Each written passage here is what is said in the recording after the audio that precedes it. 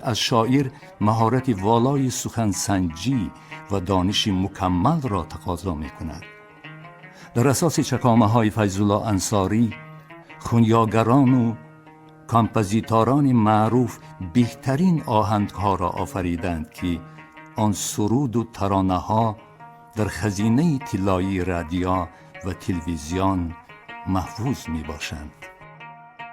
در یک معرکه با همه بزم و طرب ادامه دارد و استاد سیروج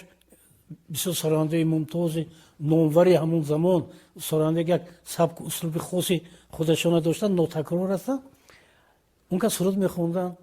و استاد انصاری در اون توی حضور داشتن، در همونجا بداهتا یک غزل می نویسن. ببینید این غزل میخونن، همون استاد سیروج نامدار سرانده فوراً به آهنگ میبندند. این غزل حاضر در خزینه طلایی سرودهای رادیوی تاجیکستان محفوظ است که این خیلی بداهتا همین غزل گفته که ز خاک پای تو بر دیده خود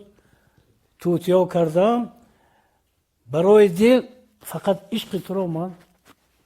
مبتلا کردم. اینجا گمان میکنم باید که این سرانده مبتلا میخواند، باید که مبتدا باشد. خلاصه این سرود بداهتا در همون محفل نوشته می شود و بداهتا سراییده می شود دو شخصیت بزرگ همون زمان و این سرود اونقدر محبوبیت پیدا کرد که وارد زبان ها شد در زمان خودش و تا امروز در رادیوی تلویزیون صدا می‌دهد. ز خاک پای تو بردی دی خود توتیا کردم، ز خاک پای تو بردی دی خود توتیا کردم،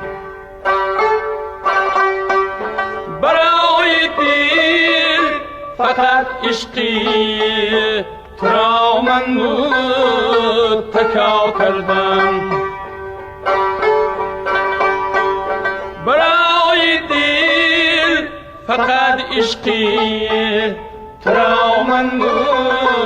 متکا کردم. سرانده و خیلی مردمان ماغیان که ما شخص بآریم همه، پیر و برنا همه هم پیشه و یاریم همه، هر کجا رفته بده روی بیاریم همه، سهم خود را به دیار خود گذاریم همه،